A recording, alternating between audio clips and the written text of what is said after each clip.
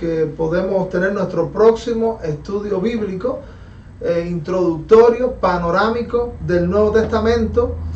Ahora estamos en el segundo evangelio, en el orden del Nuevo Testamento, segundo evangelio que en realidad los historiadores y una gran parte de los eruditos bíblicos cree que es el primer evangelio que fue escrito y que probablemente también es fuente en el que se apoyaron otros evangelistas para escribir luego. Este evangelio se escribió cerca de la década de los 50, probablemente en estos años. Marcos o Juan Marcos, encontramos referencia de este hombre en el libro de Hechos de los Apóstoles, y Juan Marcos participó en el primer viaje misionero con el apóstol Pablo y luego en gran parte del ministerio del apóstol Pedro.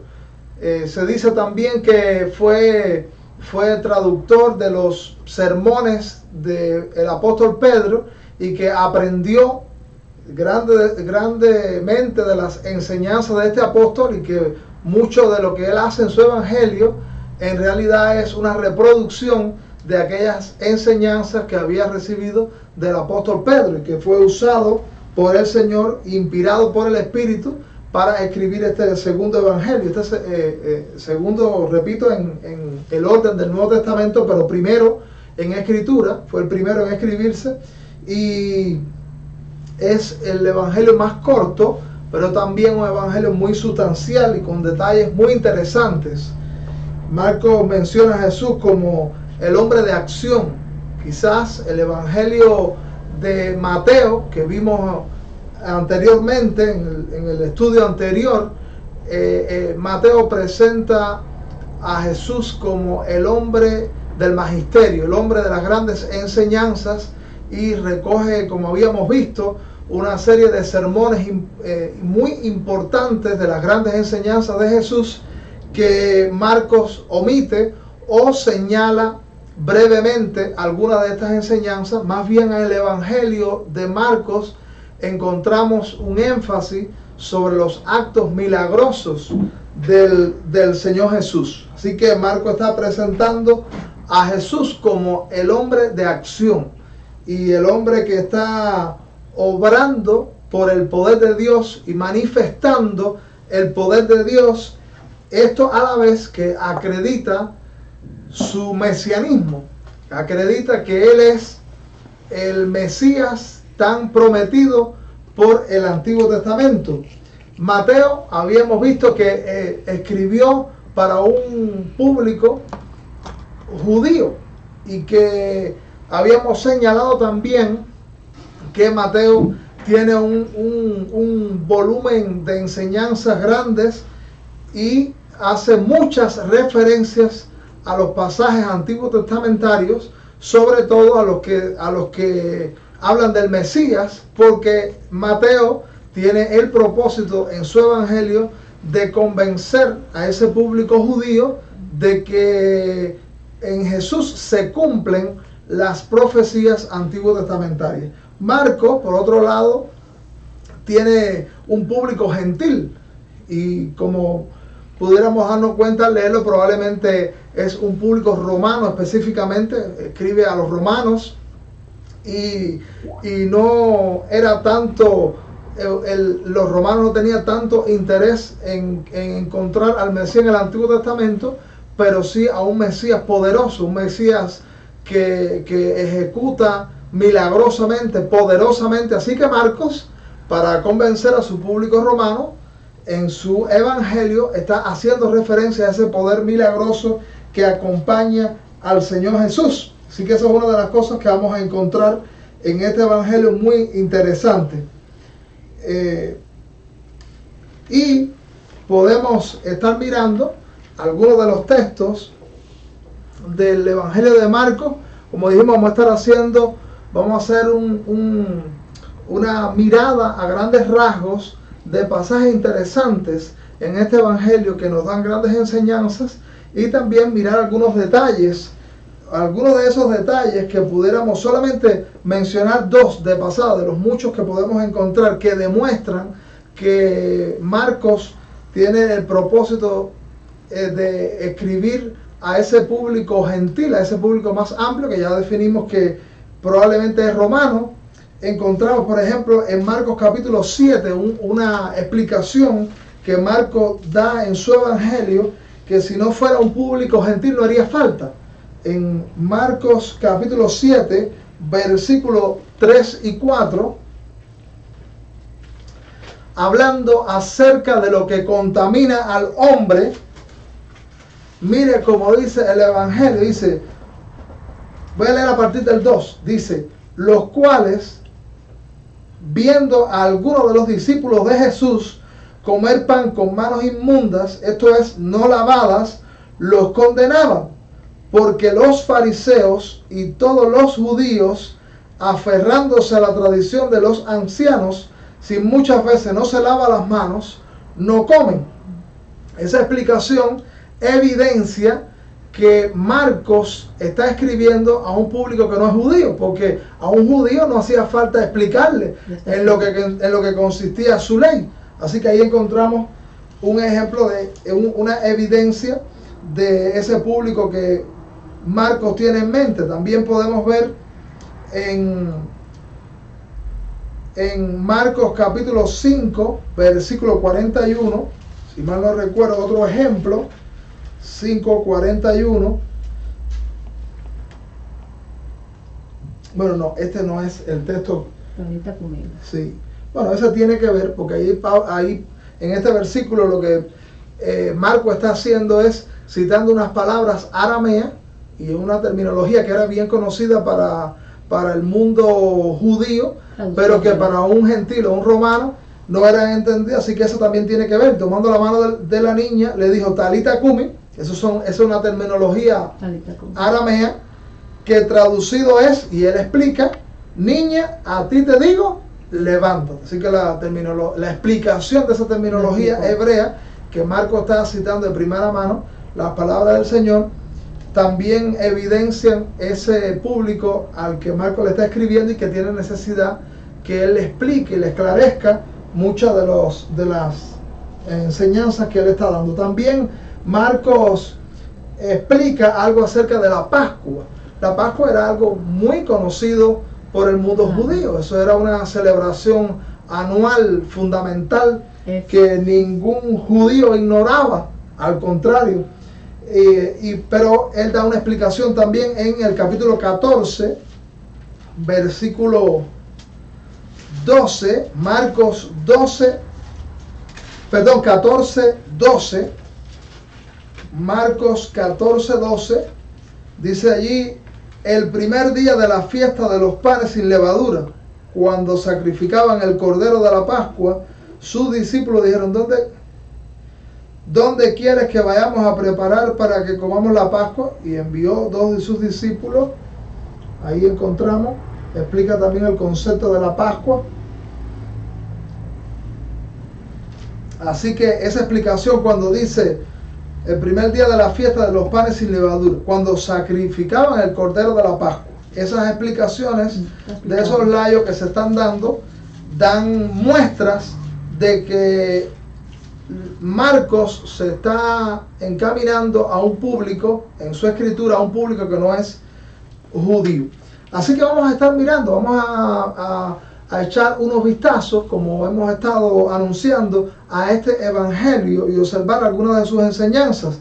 Encontramos algo interesante de este evangelio, es que este evangelio no será utilizado en este mes de diciembre por muchos, porque los pasajes del nacimiento del Señor, también los pasajes de la visita de los magos están ausentes en este evangelio.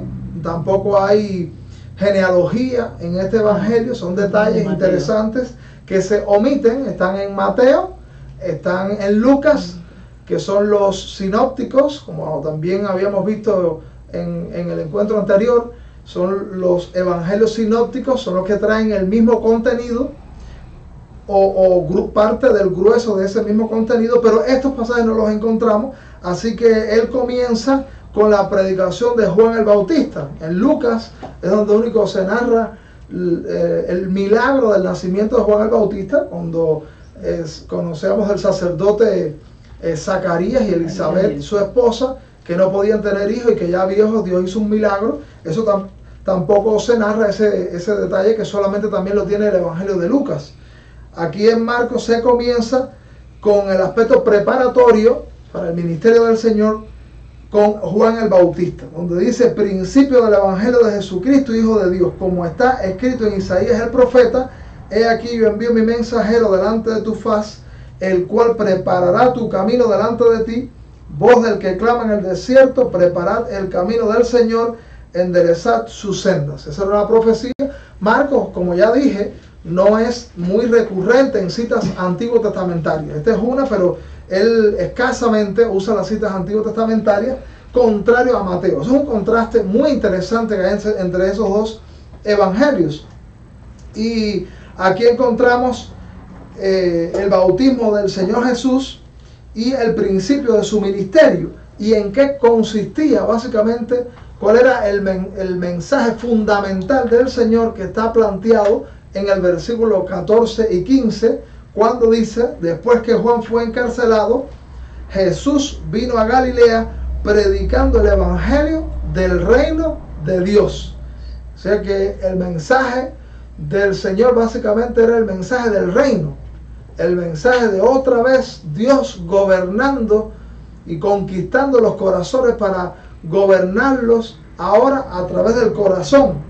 Y ese mensaje del reino está en el versículo 15, donde dice, diciendo: el tiempo se ha cumplido. Muy importante que estamos en este tiempo en el que al que Marcos está haciendo referencia. Es un tiempo clave, vamos a decirlo en esta manera, en el reloj profético, porque esa expresión, el tiempo se ha cumplido, quiere decir que proféticamente en el diseño de los planes de Dios había un tiempo para que el Mesías, para que el Salvador apareciera. Y él está señalando en su evangelio que después del encarcelamiento de Juan el Bautista, que había estado anunciando y dando un mensaje que era preparatorio. Dios a veces tiene un plan mayor y hace un trabajo preparatorio y usa sus instrumentos, como fue Juan el Bautista, que fue un instrumento poderoso. La Biblia también le llama el Elías que habría de venir. Juan el Bautista es el Elías que habría de venir, que prepararía el camino del Señor. Así que cuando él es encarcelado, aparece en el escenario, según nos está narrando Marcos, aparece en el escenario Jesucristo con el mensaje del reino. Y él dice: el tiempo se ha cumplido, y mira cómo dice, y el reino de Dios se ha acercado. Ya en un estudio previo tratamos de ese versículo, y que el reino de Dios se trata del gobierno, de la soberanía de Dios. Reino, cuando pensamos en reino, pensamos en trono, pensamos en gobierno, pensamos en autoridad. Y lo único que se perdió cuando el hombre pecó fue el gobierno de Dios sobre los hombres rebeldes en el pecado. Entonces Dios siguió siendo rey sobre el universo, y los hombres pecadores vinieron a ser rebeldes dentro del reino de Dios. Dentro de todos los gobiernos hay gente rebelde que no le gusta el gobierno, que se opone al gobierno. Bueno, los hombres en el pecado son opositores al reino de Dios y a sus directrices, a sus orientaciones, a su autoridad. Pero hay un tiempo que Dios viene preparando el camino para que ese reino, ese gobierno, vuelva a estar en los corazones, y esos hombres que hasta el presente han sido rebeldes tengan la oportunidad de estar otra vez bajo el gobierno de Dios. Entonces dice: y el reino se ha acercado. ¿Y cuál es la manera? Arrepentíos y creed en el evangelio. Eso fue un estudio también que tratamos acerca del arrepentimiento y la fe como condiciones para la salvación. Jesús llama a 4 pecadores. Después Jesús empieza en su ministerio a hacer un llamado. Bueno, hay una doctrina, el llamamiento divino. En la Biblia se habla del llamado a la salvación, del llamado a la santidad y también del llamado al ministerio. El Señor lo está llamando aquí a la salvación y también al llamado que Él tiene con ellos para el ministerio y para la obra de salvación. Entonces se narra algunos milagros en este evangelio. Un hombre que tenía un espíritu inmundo. Dice que entrando en Capernaum, y los días de reposo, entrando en la sinagoga, enseñaba y se admiraban de su doctrina, porque les enseñaba como quien tiene autoridad y no como los escribas. Pero había en la sinagoga de ellos un hombre con espíritu inmundo que dio voces diciendo: ¿qué tienes con nosotros, Jesús Nazareno? Fíjese, una de las características de la enseñanza de Jesús es que la enseñanza de Jesús, había mucha enseñanza, y él está visitando la sinagoga, un lugar donde había grandes maestros, grande erudición, habían grandes expositores, los rabinos, los fariseos, pero Jesús aparece con un mensaje diferente, con un mensaje poderoso, con un mensaje que la gente lo califica como algo diferente, que inspira y habla de autoridad. El mensaje de Jesús era un mensaje superior, no solamente por el contenido del mensaje, sino también por la vida misma de Jesús y todo lo que emanaba de él, su poder, que era el poder de Dios. Y dice que allí apareció un hombre con espíritu inmundo. Satanás siempre será un opositor de donde se expone la palabra de Dios y se dé el mensaje del reino. Satanás también hará apariciones, a unas veces humanas, a otras veces una acción espiritual, como es en este caso, un hombre oponiéndose al mensaje de Jesús, y donde dice: ¿qué tienes con nosotros, Jesús Nazareno? Has venido a destruirnos, sé quién eres el santo de Dios. Un dato muy interesante ahí, que los demonios que están en la sinagoga, fíjense que donde estaban los demonios, estaban en la sinagoga, estaban frente a Jesús, que estaba dando las enseñanzas. Y algo que debemos saber es que los demonios creen en Dios. Santiago lo dice: Satanás cree en Dios, porque Dios es una realidad para él que es innegable.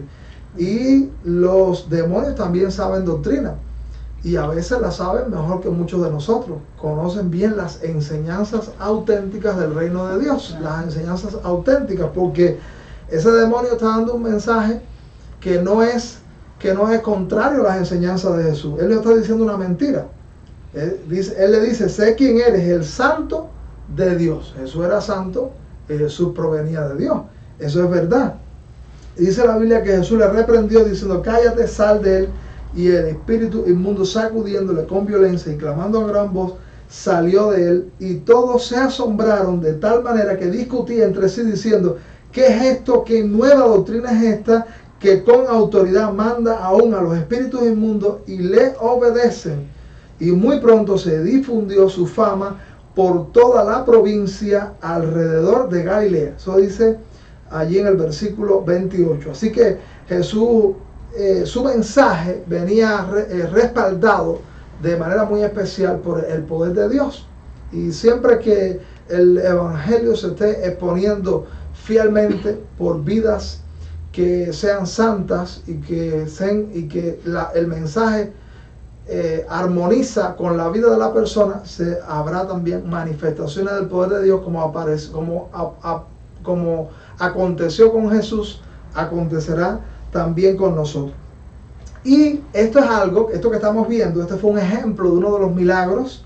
Este exorcismo que hizo el Señor es un ejemplo de cómo Marcos en su evangelio está manifestando y enfatizando el actuar milagroso del Señor. Él dice que Jesús enseñó, pero no se dedica a narrarnos todo el sermón, toda la enseñanza de Jesús, sino que dice que estaba Jesús enseñando con autoridad, y esa autoridad se manifestó en un exorcismo. El Señor echó fuera los demonios, porque, como dijimos al principio y enfatizo ahora, Marcos tiene la intención de mostrar a los gentiles, a ese mundo gentil romano, manifestar que Jesús es el Mesías, pero a él los va a convencer, no como Mateo dándole las interpretaciones del Antiguo Testamento, sino que a ellos les va a convencer diciéndole que este hombre tiene una autoridad y le acompaña algo sobrenatural. Y cuando ellos ven eso, y al comparar con otros líderes, con otros religiosos, con otros maestros también de religión, y decir: este tiene que ser el Mesías, porque no hay otro como él, no hay otro que pueda hacer las obras que él hace. Entonces encontramos otro milagro a continuación. A partir del versículo 29, Jesús sana a la suegra de Pedro. Y también lo seleccioné para mencionarlo dentro de los asomos que dijimos que íbamos a dar en este panorama en el Evangelio de Marcos, porque es muy interesante.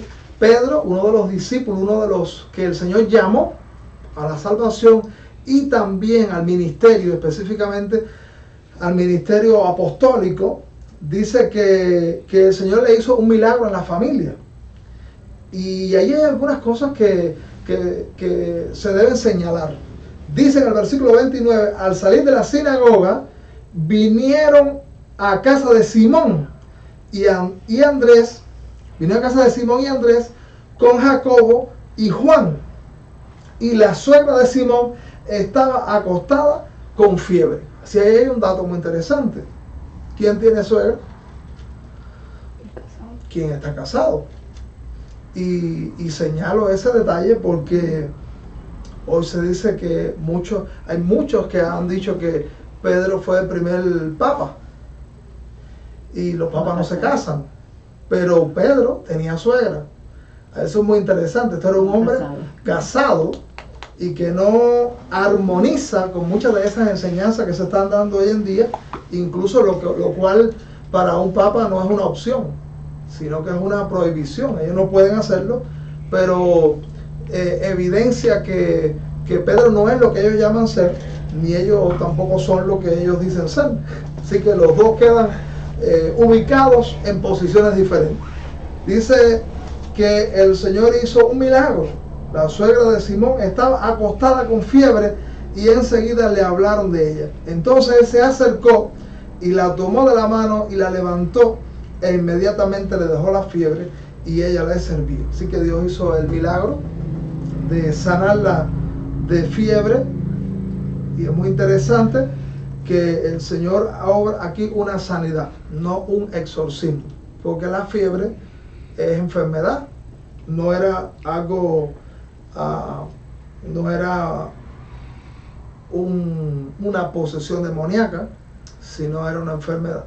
Y ahora viene un texto que también señala, lo quiero resaltar, porque aunque hay enfermedades provocadas por demonios, no todas las enfermedades tienen origen demoníaco. Y la enfermedad y la acción demoníaca a veces están distinguidas en la Escritura muy claramente, que aunque pueden estar juntas, porque el demonio causa enfermedad, no siempre la enfermedad viene de la acción demoníaca, sino también viene como una consecuencia del pecado de Adán. Y aquí mismo en el versículo 32, mira como el Evangelio, la palabra del Señor nos dice: cuando llegó la noche, luego que el sol se puso, le trajeron todos los que tenían enfermedades. Fíjese lo primero que dice: llegó la noche y está hablándole del Señor Jesucristo. Le trajeron, mucha gente se estaba enterando, el Señor estaba haciéndose famoso y la gente se enteró, y dice aquí, le trajeron los que tenían enfermedades. Y dice, y a los endemoniados. Eso quiere decir, allí mismo el evangelista hace la clara distinción, que vienen los enfermos y vienen los endemoniados. Porque si es lo mismo, no hay por qué hacer esa distinción. Y toda la ciudad se agolpó a la puerta. Y ahora mire ese versículo 34. Y sanó a muchos que estaban enfermos de diversas enfermedades. ¿Qué hace con los enfermos? Los sana. ¿Y qué hace con los que están endemoniados? Dice la Biblia: y echó fuera a muchos demonios, y no dejaba hablar a los demonios porque le conocían. Así que, y una cuestión que es muy importante en esto también al revisar el Evangelio de Marcos, y algo que el Señor nos alumbra: cuando una persona, su enfermedad es producto de una posesión demoníaca, una vez que lo exorciza y el demonio sale, ¿qué pasa con esa enfermedad? Instantáneamente desaparece, si es causada por esa acción demoníaca. Pero si es enfermedad, lleva sanidad, y si es demoníaco, lleva exorcismo. Y dice la Biblia, otro de los pasajes interesantes, bueno, después la Biblia habla de cómo Jesús salía temprano a los lugares oscuros y oraba, se apartaba para tener tiempos de oración. El Señor lo necesitaba y también con ello nos estaba dando una gran enseñanza a nosotros sobre la necesidad de la oración. Jesús sana a un leproso. En el capítulo 2 hay otra narración interesante que también quise que la mirásemos. Aquí en el capítulo 2 Jesús sana a un paralítico. Esta narración que está en Marcos y está en Lucas es también muy interesante y tiene grandes enseñanzas, tiene muchas enseñanzas, aunque voy solamente a llamar la atención sobre una. La Biblia dice que Jesús estaba otra vez en Capernaum y estaba predicando en una casa. Dice que la gente llegó para escuchar las enseñanzas, y qué poderosas habrán sido las enseñanzas de Jesús, que las multitudes se agolpaban para escucharlo. Tampoco Marcos en esta ocasión habla de que Jesús estaba enseñando, pero no nos dice en qué consistían las enseñanzas, qué estaba enseñando. Otra vez Marcos se concentra en el milagro que va a acontecer. Y dice la Biblia que se juntaron muchos, de manera que ya no cabían ni aún a la puerta, y les predicaba la palabra. Así dice el versículo 2. Dice la Biblia que 4 personas vinieron con un leproso. 4 personas venían cargando un leproso. Y al llegar no había por dónde entrar. Así que llegaron a la casa, y era tal la multitud que tenía rodeada la casa que ellos no encontraron una puerta, no encontraron una ventana por donde pudieran entrar para presentar al paralítico frente a Jesús. Y entonces la fe de esta gente, yo interpreto que hay fe en esta gente, porque ellos se suben al techo, descubren el techo de la casa y allí bajan al paralítico. Y cuando Jesús lo ve, ¿qué le dice Jesús? ¿Cuál es el primer mensaje de Jesús para el paralítico? Perdón de pecados. Exacto, está en el versículo 5. Al ver Jesús la fe de ellos, dijo al paralítico: hijo, tus pecados te son perdonados. Así que ahí hay una gran enseñanza. Una enseñanza como, primero, la sanidad espiritual tiene prioridad sobre la sanidad física. Y como cuando nosotros somos sanados espiritualmente, hay grandes posibilidades que otras cosas acontezcan. Y lo otro es que este acto de Jesús evidencia su naturaleza divina. La Biblia en el Antiguo Testamento habla mucho de cómo Dios es el único que puede perdonar pecados, porque los pecados son contra Dios. Por ejemplo, en el Salmo 51, el salmista David, cuando comete aquel pecado estremecedor, él en el Salmo 51, que es el salmo donde él se está arrepintiendo, él dice: contra ti solo he pecado. Y hay muchos otros pasajes del Antiguo Testamento que hablan de que los pecados son contra Dios. Ahora, si yo peco contra Gladys, ¿Beatriz puede perdonarme? No, solamente Gladys puede perdonarme. Si Jesús no es Dios, ¿puede perdonar pecados? Entonces, en este pasaje encontramos una evidencia de que Jesús es Dios. Porque Jesús le dijo al paralítico: tus pecados te son perdonados. Pero allí hay algunos fariseos y algunos judíos de aquella época eran más entendidos que alguna gente que lee la Biblia en la actualidad. Porque tú sabes que interpretaron ellos. ¿Cómo puede este hombre decir si Dios puede hacerlo? Por ejemplo, en el versículo 6, mira cómo dice: estaban ahí sentados algunos de los escribas, los cuales cavilaban en sus corazones. ¿Por qué habla este así? Blasfemias dice. ¿Quién puede perdonar pecados sino solo Dios? Así que esa gente estaba oscuro, su mente estaba oscura en muchas cosas, pero aquí entendieron que si Jesús en realidad no había efectuado un perdón auténtico, era una blasfemia, porque eso le pertenece solamente a Dios. Y entonces Jesús procede a avalar que ese perdón es auténtico, porque yo le puedo decir a cualquier persona: tus pecados te son perdonados, y eso no hay una evidencia externa que alguien pueda estar seguro realmente, y podemos estar engañando gente diciéndole: tus pecados son perdonados, cuando en realidad eso es algo que solo Dios sabe y puede ver auténticamente. Pero Jesús le da evidencia, y entonces Jesús, y aquí hay otro atributo, aparte de que es Dios, hay otro atributo que se puede ver que es el atributo de la omnisciencia. Dios es el único ser omnisciente. Dios es el único ser que puede saberlo todo. Satanás tampoco puede saberlo todo. Otras personas, los ángeles, no pueden saberlo todo. Eso es un atributo singular que pertenece solo a Dios. Y Jesús lo cogió en el pensamiento. Jesús le dijo, dice que conoció, que cavilaban en sus mentes. Mira cómo dice la Biblia en el versículo 8, y conociendo luego Jesús en su espíritu, que cavilaban de esta manera dentro de sí mismos. Así que eso no era algo que se verbalizó externamente, parece, porque dice que dentro de sí mismo. Así que eso fue un pensamiento que aquella gente tuvieron. Eso lo sorprende en el pensamiento.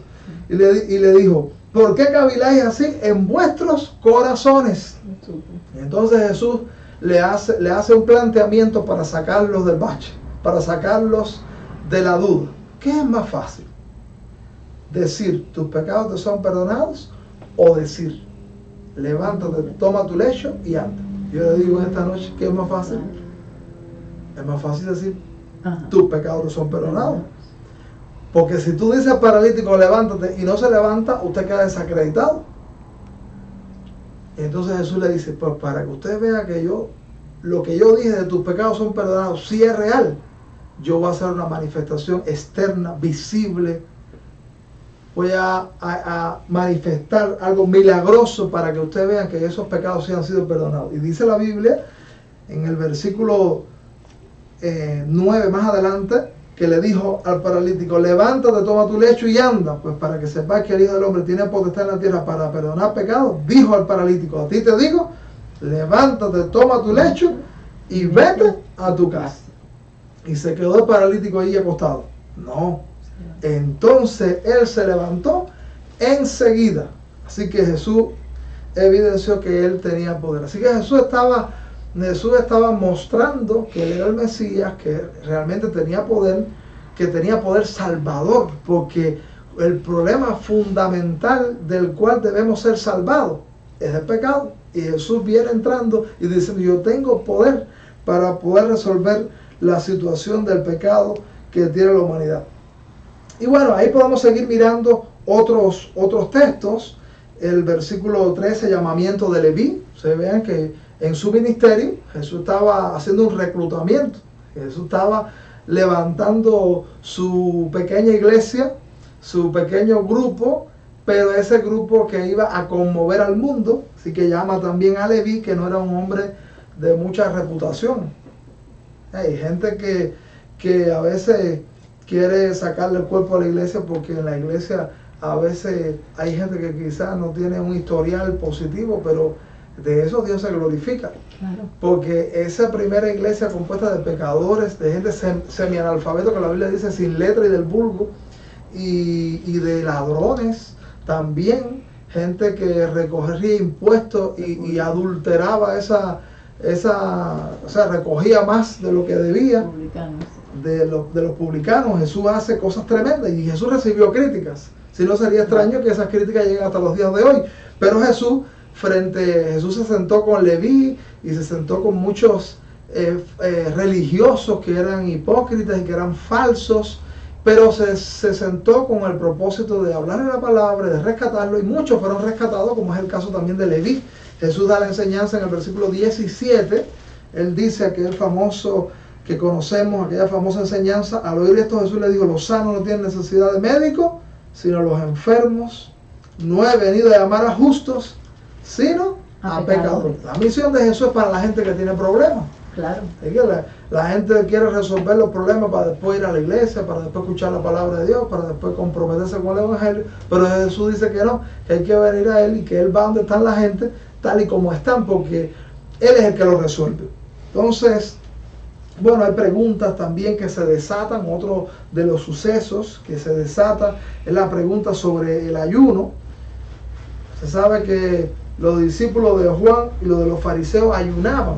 Era una práctica también desde el Antiguo Testamento, que muchos ayunaban buscando a Dios y hacían ayunos prolongados. Y dice el versículo 18 que los discípulos de Juan y los de los fariseos ayunaban y vinieron y le dijeron, ¿por qué los discípulos de Juan y los de los fariseos ayunan y tus discípulos no ayunan? Jesús le dijo, ¿acaso pueden los que están de bodas ayunar mientras están con ellos el esposo? Bueno, en muchas ocasiones y en otras partes de la Escritura aprendemos que en la Biblia Jesús es llamado el esposo y que sus seguidores o la iglesia, los discípulos de él son llamados esposas, metafóricamente, que hay un matrimonio entre el Señor y sus seguidores, metafóricamente. Y dice que Jesús está en un tiempo de comunión con ellos, en un encuentro especial, él el esposo con sus seguidores, y entonces dice que no es el momento, dice Jesús, porque está en un encuentro especial con ese esposo. Entonces dice la Biblia, entre tanto que tienen consigo al esposo no pueden ayunar. Pero Jesús dice en el versículo 20, les deja ver claramente que habrá una separación entre esos discípulos y ese esposo, que es él.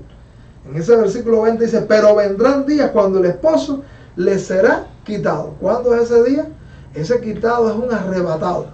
La palabra en el original lo que quiere expresar es algo violento que acontece. Ese arrebatado, ese quitar, es cuando Jesús va a la cruz. Claro. Vienen días, cuando sí vienen días de tristeza, cuando vienen días en los que ellos tendrán que buscar a Dios también y ayunarán. Y dice la Biblia, y entonces en aquellos días ayunarán. Y dice Jesús, nadie pone remiendo de paño nuevo en vestido viejo. De otra manera, el mismo remiendo nuevo tira de lo viejo y se hace peor la rotura.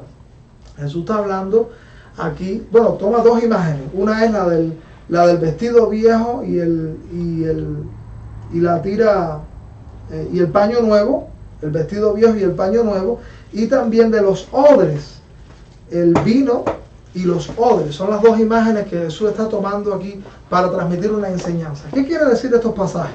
Jesús está trayendo una nueva enseñanza. Jesús está trayendo el evangelio, el nuevo pacto. Claro. Y dice la Biblia en el versículo 22 que es la misma imagen, la misma enseñanza bajo otra imagen. Nadie echa vino nuevo en odres viejos. De otra manera, el vino nuevo rompe los odres y el vino se derrama y los odres se pierden. Es decir, que Jesús está explicando que aquel viejo judaísmo y aquellas viejas prácticas que hasta ahora habían estado practicando, Jesús no viene a remendar eso, esa vieja práctica judaica, sino que Jesús viene a traer algo nuevo, algo fresco. Y él dice que ese vino nuevo, que es la enseñanza que él viene a traer, el mensaje evangélico, el mensaje salvador del nuevo pacto, no se puede echar en el molde judaico antiguo de los escribas y de los fariseos. Y usted sabe que Jesús toma con toda intención esa imagen del odre y el vino nuevo, porque se dice que el vino nuevo en los odres viejos se hacían de piel de cabra o de oveja y se hacía como una vasija, se hacía una costura, se le dejaba una boca y ahí se echaba para que ese vino fermentara y para que...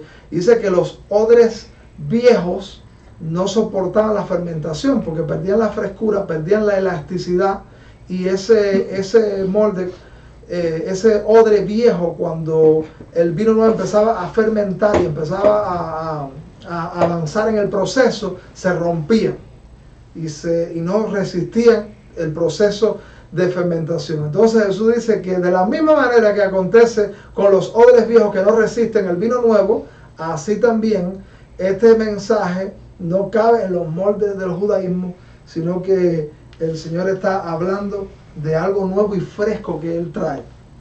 Bueno, después Jesús también en el mismo tono habla del día de reposo, que era otra práctica que el judaísmo había llenado, que no solamente era que practicaban las enseñanzas antitestamentarias rígidamente, sino que le añadían al día de reposo, tal y como lo enseñaba el Antiguo Testamento. Ellos le añadían demandas y prácticas, y Jesús está enseñando en esta otra sección donde Jesús, los discípulos de Jesús recogen espigas en el día de reposo, también donde Jesús sana un hombre de la mano seca en el día de reposo, y el Señor está diciendo que el día de reposo es para el hombre y no nosotros para el día de reposo, que nosotros nos beneficiamos de él y no el día de reposo debe constituir una carga y un estorbo para la espiritualidad y para los planes de Dios.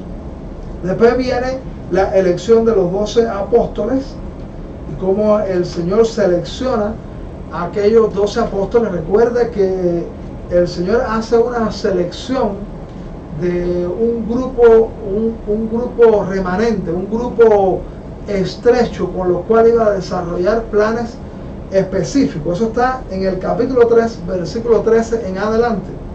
Después subió al monte y llamó así a los que él quiso y vinieron a él, y estableció a 12 para que estuviesen con él y para enviarlos a predicar. Fíjense que con toda intención el Señor escoge a estos hombres con propósitos específicos. Acuérdense que en Hechos de los Apóstoles, capítulo 1, se da los requisitos para este apostolado que Jesús está haciendo la selección aquí. En el capítulo 1, no lo vamos a ver ahora, pero usted puede leer que cuando Judas, uno de los 12, había traicionado, había caído de su apostolado, se escoge a otro en Hechos capítulo 1, y dice la Biblia que el requisito para que esa persona pudiera estar autorizada en ese ministerio apostólico era que hubiese estado desde el principio con el Señor y que hubiese sido un testigo de su resurrección. Y por eso Jesús está escogiendo a estos, porque estos son luego los portavoces del Evangelio de primera mano. Por eso también Efesios dice que la iglesia está fundada sobre apóstoles y profetas. ¿En qué sentido? No en que nosotros estamos literalmente apoyados sobre los hombros de esos hombres literalmente. No, evidentemente eso no es lo que quiere decir. Lo que quiere decir es que sobre las enseñanzas que Jesús dio y que los apóstoles fueron portavoces, fueron heraldos de ese mensaje, pues ese mensaje constituye el fundamento de la iglesia, que es el mensaje de Cristo mismo. Y aquí los encontramos que los envió a predicar, los envió a sanar, los envió a hacer una obra. Así que después también Jesús habla de un nuevo concepto de familia que viene a traer y que está en el concepto del reino de Dios. Es muy importante, es muy interesante, a partir del versículo 31, capítulo 3, versículo 31, dice que vienen después de sus hermanos y su madre, y quedándose afuera enviaron a llamarle. Y la gente que estaba sentada alrededor de él le dijo: tu madre y tus hermanos están fuera y te buscan. Y él respondió diciendo: ¿quién es mi madre y mis hermanos? Es un nuevo concepto más amplio y más poderoso que el Señor iba a traer, un concepto de familia muy poderoso, porque esta madre y estos hermanos tiene que ver con familia consanguínea. Pero Jesús dice que en el reino de Dios hay un concepto de familia que es superior y que es más fuerte, que no es el concepto de los consanguíneos, sino el concepto de los lazos espirituales. Entonces él le respondió diciendo: ¿quién es mi madre y mis hermanos? Y mirando a los que estaban sentados alrededor le dijo: he aquí mi madre y mis hermanos, porque todo aquel que hace la voluntad de Dios, ese es mi hermano y hermana y madre. Que por eso la iglesia es una familia. Y en el reino de Dios, el reino es un reino de una familia. Y Dios es rey, pero cuando nosotros somos hijos de Dios, entramos en el reino y el rey viene a ser padre. Y la familia en la fe son los hermanos de ese padre que hemos venido a través de, hemos llegado a ser familia a través de los vínculos espirituales. Así que fíjense qué lindo esto que el Señor está dando. Aquí también en el capítulo 4, continuando el vistazo a Marcos, encontramos la parábola del sembrador, que es algo que es recurrente en Mateo. Tenemos los capítulos de las parábolas, que es el capítulo 13 de Marcos, de Mateo. Aquí en Marcos encontramos una parábola del sembrador, de esas pequeñas porciones de Marcos que son enseñanzas, porque acuérdense que el énfasis va a estar en los actos milagrosos del Salvador. Encontramos aquí narrada, que no la vamos a ver ahora, la parábola del sembrador, como la semilla es el mensaje, y lo que produce esa semilla son los hijos de Dios. Cuando esa semilla es asimilada por los corazones, el mensaje del Evangelio es asimilado, lo que produce son hijos de Dios. Y menciona también la parábola del crecimiento de la semilla, la parábola de la semilla de mostaza. Esta es una de las pocas secciones en las que Marcos dedica algún tiempo en su evangelio a hablar de algunas enseñanzas, parábola de la semilla de mostaza, y el uso que Jesús hace de las parábolas. Y vuelve Marcos, no vamos a concentrarnos en eso porque de todas maneras cuando veamos el evangelio de Lucas probablemente podamos, aparte de que ya hemos hecho alusión en otros momentos a estas parábolas, podemos revisar algunas cuando veamos el evangelio de Lucas. Aquí una parábola que no está en los otros evangelios es la de versículo 26 al 29, que es el de la parábola del crecimiento de la semilla. Ahí vamos a leer un momento. Así es el reino de Dios, como un hombre que echa semilla en tierra y duerme y se levanta de noche y de día, y la semilla brota y crece sin que él sepa cómo, porque de suyo lleva fruto la tierra. Primero hierba, luego espiga, después grano lleno en la espiga. Y cuando el fruto está maduro, enseguida se mete la hoz, porque la siega ha llegado. Eso habla del crecimiento del reino de Dios y el tiempo de la cosecha, el tiempo de la venida de Cristo a recoger la iglesia. Bueno, viene también otros de los sucesos tremendos en los que el Señor hace intervención. Jesús calma la tempestad cuando los discípulos entraron, otro acto milagroso que Marcos recoge y que también está en los otros dos evangelios, Mateo y Lucas.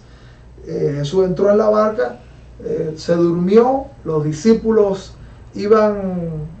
cuando se formó la grande tempestad, los discípulos empezaron a temer, les faltó la fe y gritaron: Señor, sálvanos que perecemos. Y dice que Jesús se levantó y calmó la tempestad. Y es interesante algo que en este milagro, porque quiero señalar solamente en cada pasaje algo interesante, o en algunos pasajes, que hasta este momento, aunque ellos habían estado con Jesús, aunque Jesús ya había hecho milagros y había dado enseñanzas poderosas, los evangelios, Mateo también lo dice, que hasta este momento ellos no habían comprendido cabalmente quién era Jesús. Y mira, para que no tengas duda, el versículo 4:41, dice allí: entonces temieron con gran temor y se decían el uno al otro, los discípulos, ¿quién es este que aún el viento y el mar le obedecen? Después de tantas enseñanzas, después de ver tantos milagros, después de Jesús decir tus pecados te son perdonados, después de tantas cosas bellas, de Jesús haber hecho prodigios, exorcizando endemoniados, esta gente todavía pregunta: ¿quién es este? Bueno, no nos asombremos que mucha gente que lleva tiempo en la iglesia, en las congregaciones, todavía no ha interpretado la figura de Jesús. Mucha gente puede estar mucho tiempo frente a la palabra de Dios, frente a la adoración, a la congregación, y pasa el tiempo y todavía se pregunta: ¿quién es Jesús? O todavía quizás no tiene una experiencia auténtica con Dios. Y por eso las verdades espirituales hay que repetirlas. Y por eso Jesús repitió muchas enseñanzas. Y nosotros podemos cansarnos a veces con diferentes enfoques, de manera pictórica, lineal o metafórica, de 1000 veces repetir el mensaje de Jesús, porque hay almas que necesitan entender todavía, aunque llevan mucho tiempo cerca de gente de Jesús y lleva gente de la iglesia. Después también otro de esos pasajes que me encantan a mí, yo prediqué un mensaje sobre este capítulo 5 de Marcos, que es el endemoniado gadareno. Ese mensaje lo titulé Un cambio obrado por Jesús, porque este cambio es de un hombre que sí estaba, su problema fundamental tenía origen demoníaco. Este hombre dice que este hombre vivía solo en lugares desiertos, daba voces, era atado con cadenas y rompía las cadenas. Era un hombre junto al que nadie quería estar. Y Jesús llegó a tierra de Gadara, de los gadarenos, dice allí, después de hacer el milagro de calmar los vientos, la tempestad del mar, y se enfrentó a ese hombre que fue el que le recibió en tierra de Gadara. El recibimiento fue un endemoniado que venía a donde estaba Jesús, dando voces y también diciendo: ¿qué tienes conmigo, Jesús, Hijo del Altísimo? Eso está en el versículo 7. Te conjuro por Dios que no me atormentes. que Jesús lleva a cabo también un acto milagroso de exorcismo sobre este hombre, que su problema fundamental y todas las razones que lo mantenían solo, que lo mantenían aislado, era el demonio. Bueno, de hecho, no podemos hablar de el demonio, sino de los demonios, porque cuando Jesús le dijo, ¿cómo te llamas? En el versículo 9, ellos le dijeron, Legión me llamo. Es una terminología eso era una terminología del ejército romano. Legión, sí, que lo que tenía era muchos demonios. Y aprendemos que los demonios pueden habitar muchos en un solo humano. Claro. Pueden haber muchos demonios como estaban en este hombre. Allí los que vivían en Gadara prefirieron los puercos y no un hombre transformado. Porque claro, dice que había gente allí que cuidaba cerdos. Después de terminar de leer el pasaje, Jesús dice que los demonios les rogaban, no los mandara al infierno. Y Jesús, la orden que dio fue que los demonios entraran en los animales, así que puede haber animales endemoniados, y los demonios guiaron a los cerdos al despeñadero y se ahogaron los puercos. Y los dueños de los puercos botaron a Jesús de Gadara y le decían que se fuera, porque ellos preferían a los puercos antes que al hombre sanado, restaurado, transformado. Bueno, eso sigue pasando, que la gente prefiere cosas menores al valor humano y a lo que Dios ama, y desechan a Jesús y le dice, Jesús, vete, por tal de tener sus puercos, que puede simbolizar para nosotros muchas cosas, en tanto de no abrazamos a Jesús y no abrazamos los cambios que Jesús puede hacer. Encontramos otro milagro, la hija de Jairo y la mujer que tocó el manto de Jesús, otro milagro espectacular, otra cosa bella, donde primero viene Jairo y le hace una petición al Señor, le dice, Señor, sana a mi hijo que está gravemente enfermo. Y dice Jesús, fíjese, Jesús hizo los milagros de muchas maneras. A veces dio la orden y la gente fue sana, a veces los tocó, a veces los escupió, muchas metodologías. El Señor hizo sus milagros. Esta vez Jairo viene, le hace la petición y dice, sí, vamos a sanarlo, y Jesús le acompaña. Jesús acompaña a Jairo. Él podía sanarlo, pero Jesús decidió llevar a Jairo a través del camino. Yo me imagino que Jairo se habrá desesperado muchas veces. Señor, camina más rápido. Yo no sé cuántas cosas pudieron haber pasado en ese tiempo, pero dice que en el camino aparece una mujer con flujo de sangre, que entre la multitud que apretaba, porque cuando Jesús aparecía en la escena, también aparecían las grandes multitudes, dice que había una multitud que apretaba a Jesús. Y entonces Jesús se para con el apuro que tenía Jairo y dice, ¿quién me ha tocado? Porque poder y virtud ha salido de mí. Y era una mujer que había tocado con fe a Jesús, había sido liberada de un problema, de una enfermedad que ella tenía, del flujo de sangre.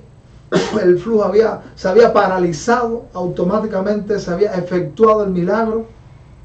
Y Jesús se para hablar con la mujer, para decirle que no pecara más y para darle un mensaje. Jairo podía estar desesperado en este momento también, porque él dice, mi hija está gravemente enferma y podía morir. De hecho, en ese momento dice que aparece un hombre que le dice, Jairo, no molestes más al maestro, tu hija ha muerto. Qué tremendo. Eso fue algo que aconteció allí, que Jesús le dice que no tema, que crea. Fueron las palabras de Jesús para Jairo, que siguiera creyendo, que siguiera confiando, y siguieron, la situación había empeorado. Bueno, ahí hay una enseñanza para nosotros. Nosotros oramos a Jesús y le decimos, Señor, ayúdame en mi situación, y a veces Jesús dice, te voy a acompañar y voy a hacer el milagro. En el camino en el que Jesús nos va acompañando, el Señor nos va a dar testimonio, haciendo el milagro en otros que llegaron después. Nosotros llegamos primero, oramos primero, pero Jesús hace el milagro en otros primero, como pasó en esta mujer que había llegado después, pero recibió el milagro primero. Pero eso era para que Jairo aumentara su fe, porque el Señor entendía que Jairo necesitaba ser bendecido a través de ese testimonio de esa mujer. Y después de eso, la situación de Jairo empeoró. Y en vez de una sanidad, el Señor efectuó una resurrección. Ahí hay una tremenda enseñanza para nosotros. que nosotros podemos estar diciéndole cosas al Señor y el Señor dice, sí, voy a hacerlo, te voy a acompañar en el camino. En el camino otros van a recibir el milagro primero que tú, pero el milagro también es para ti. El de la mujer también fue para Jairo, porque eso fortaleció la fe. Claro. Y Jairo tuvo que decidir, oigo el mensaje del que dice, no moleste más al maestro, tu hija ha muerto, o oigo el mensaje de esta mujer que tuvo fe, tocó al maestro y recibió el milagro. Yo también podré, mi hija todavía podrá recibir algo del Señor. Allí también hay grandes enseñanzas de nosotros. Para nosotros, enseñanzas muy lindas. También, bueno, viene hablando la Biblia de la misión de los 12 discípulos, que tuvo una misión especial. Usted sabe que el único evangelio donde se hace referencia a la unción con aceite es en el evangelio de Marcos. Eso es otro detalle que le añado. Aquí en el capítulo 6, nadie lo sabía, Marcos capítulo 6, versículo 13.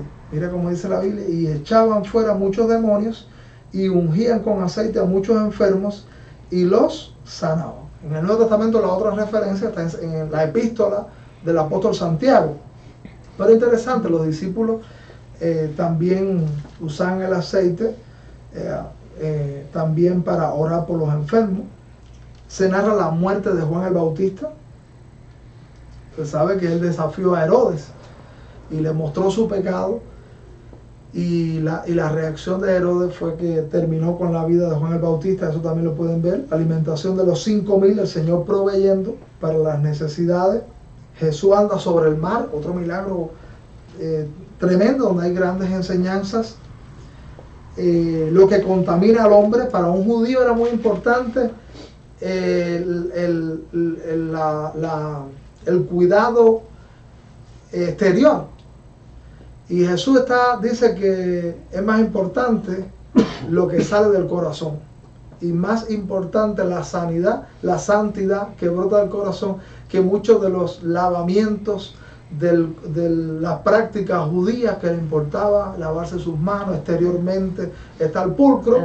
Pero el Señor está hablando que ese pueblo de labios me honra, ese pueblo que estaba limpio exteriormente, eso está en el capítulo 7, de labios me honra, mas su corazón está lejos de mí.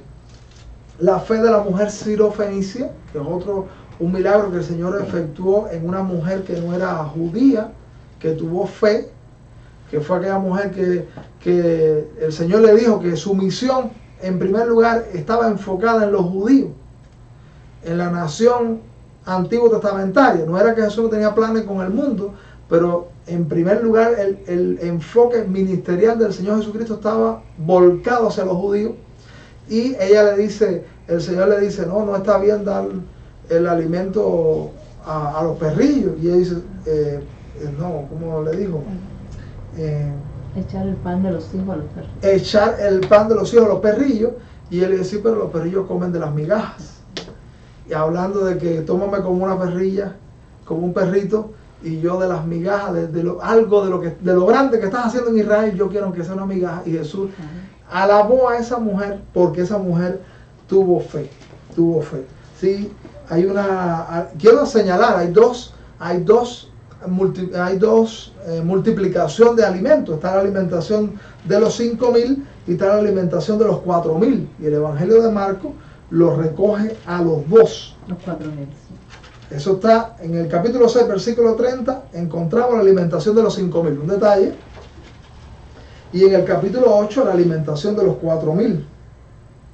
Así que Jesús ese milagro lo repitió. Y bueno, hay un caso de un muchacho, como hablamos de un caso, voy a adelantarme un poquito en el texto, de un caso de un muchacho endemoniado y que tenía enfermedad producto de la acción demoníaca. Eso está en Marcos capítulo 9, del versículo 14 al 29. Ahí encontramos un ejemplo de alguien enfermo producto de la acción demoníaca. Bueno, un detalle interesante, que en el capítulo 8, versículo 31, Jesús anuncia su muerte por primera vez a los discípulos. Y en el capítulo 9, versículo 30, Jesús anuncia otra vez su muerte. Jesús vino preparando a los discípulos. Usted sabe que Jesús repitió muchas veces que iba a morir y muchos discípulos no interpretaron tampoco. No interpretaban que eso tenía que acontecer. Y la última vez que nuevamente Jesús anuncia su muerte está en el capítulo 10, versículo 32 en adelante. Nuevamente Jesús anuncia su muerte. Bueno, aquí en estos pasajes que estoy mirándolo solamente por arriba, hay grandes enseñanzas también, ¿no? Y muchos de esos milagros que Marcos tiene interés de que mucha gente sepa de ellos, porque eso habla de que Jesús es el Mesías. Si Jesús no dispusiera de un poder tan grande, de un poder tan inmenso, no puede salvar a nadie. Y ese poder se evidencia en los milagros que Él viene haciendo. En el capítulo, bueno, voy a pasar más adelante a la higuera. Bueno, hay un milagro también que está interesante, que es el Marcos 11 del 20 en adelante. La higuera maldecida se seca. Eso fue un milagro en el que Jesús hace algo negativo. Casi siempre las sanidades eran algo positivo. En esta ocasión fue algo negativo, porque Jesús maldice una higuera, porque esa higuera, debiendo tener fruto, no tenía fruto. Muchas veces los milagros de Jesús, y otro dato que debemos tener presente, es que Jesús es un maestro por excelencia, y Marcos está señalando los milagros, pero nosotros aprendemos en los evangelios que los milagros de Jesús son también un material didáctico, un material en el que Jesús toma en sus manos para transmitir enseñanzas. Jesús multiplica los panes y los peces. La multitud viene buscándole de nuevo para volver a recibir alimento material, alimento físico, y Jesús le dice: trabajen por la comida que es para vida eterna. También en esta higuera que la maldice, porque Jesús se acercó, dice la Biblia, y pasando por la mañana vieron que la higuera se había secado desde las raíces. Entonces Pedro, acordándose, le dijo: maestro, mira la higuera que maldijiste, se ha secado. Ese milagro, Jesús quería hablar de la nación de Israel, que era religiosa, que tenía muchas hojas, quiere decir, tenía apariencias, porque una cosa que tiene la higuera es que cuando tiene hoja debe tener fruto. Pero la higuera estaba frondosa, pero no había fruto. La nación de Israel tenía mucha apariencia de piedad, de religiosidad, de oraciones, de culto, de adoración, pero no había fruto auténtico. Y Jesús está esperando fruto de la nación de Israel también. Y bueno, eso que pasó también es una enseñanza para nosotros. El Espíritu la usa como pretexto para transmitir un mensaje en el hoy para cada uno de nosotros. Lo más importante es que demos fruto auténtico y no que seamos apariencia. Bueno, en el capítulo 13 encontramos el sermón escatológico. Ya estamos mirando algunos textos ya al final. El sermón escatológico, ¿qué quiere decir? Escatológico quiere decir las señales del fin, las últimas cosas. Y bueno, esto es poco de los mensajes que Marco nos da, de los enseñanzas de las que se extiende Marco para darnos una de las enseñanzas del Señor. Y es interesante, este sermón escatológico es un sermón que está en Mateo, que está en Marcos y está en Lucas.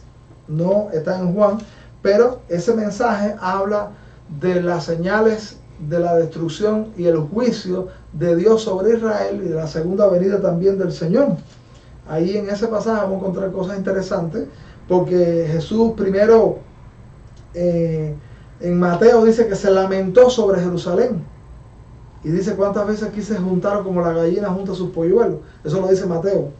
Y entonces en este pasaje el Señor vuelve a hablar, porque los discípulos habían señalado lo maravilloso que era el templo, y Jesús dice: ustedes ven todo el templo y todo ese andamiaje judaico, dice, no quedará piedra sobre piedra que no sea destruida. Y aquí en este evangelio, en esta parte, capítulo 13, habla de cómo el juicio vino sobre Jerusalén. ¿Cuándo ocurrió eso?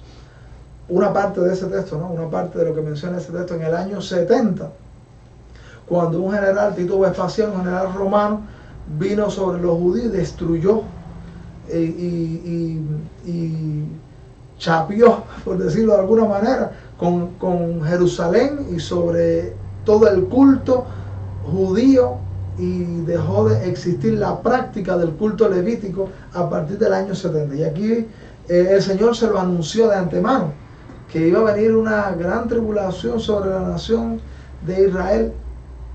Y él les advirtió: cuando ustedes vean la abominación desoladora de que habló el profeta Daniel, huyan. ¿Cómo se iban a escapar de eso? Huyendo, dice la Biblia. Entonces, dice la Biblia en el versículo 42, pero cuando veáis la abominación desoladora de que habló el profeta Daniel, puesta donde no debe estar, el que lee entiende. Entonces los que estén en Judea, huyan a los montes. Y bueno, ahí habla de lo que iba a preceder a eso, a juicio divino sobre la nación de Israel. Bueno, ahí no podemos extendernos, hay muchos detalles. Y ya a partir del capítulo 14 encontramos el complot para prender a Jesús. Encontramos la institución de la Santa Cena. Cuando se instituyó la Santa Cena se instituyó en la celebración de la Pascua. La Pascua era la fiesta judía que celebraba la celebración de la liberación de Egipto. Y estando en la Pascua, la celebración de esa fiesta, Jesús instituyó la Santa Cena, que sigue practicando la iglesia hasta el día de hoy. Eso está ahí en Marcos capítulo 14, del versículo 12 en adelante. Jesús anuncia la negación de Pedro. Pedro se creía Superman y dice: no, Señor, te seguiré a donde quiera que vaya, no importa lo que venga. Y dice: Señor, antes que el gallo cante me negarás 3 veces. Jesús ora en Getsemaní. Y miren este versículo, el versículo 51 y 52, 14, 51 y 52, el joven que huyó. Este es un dato interesante. Pero cierto joven le seguía, cubierto el cuerpo con una sábana, y le prendieron, mas él, dejando la sábana, huyó desnudo. Ese dato de esos 2 versículos solamente aparecen en Marcos. Un joven que huyó con una sábana desnudo cuando estaba prendido a Jesús. Tal parece, y muchos comentaristas y muchas personas se inclinan a que quién fue ese joven. Marcos, el mismo que está escribiendo, que habla, que da ese detalle, y quería que lo supieran, que en el momento que estaba aconteciendo todo, que Jesús lo estaban prendiendo y todo, pues ese joven estaba huyendo. Y bueno, ahí había que comentar más cosas, pero ese detalle se los dejo. 2 versículos que solamente aparecen de un detalle, de un mensaje que solamente aparece en Marcos.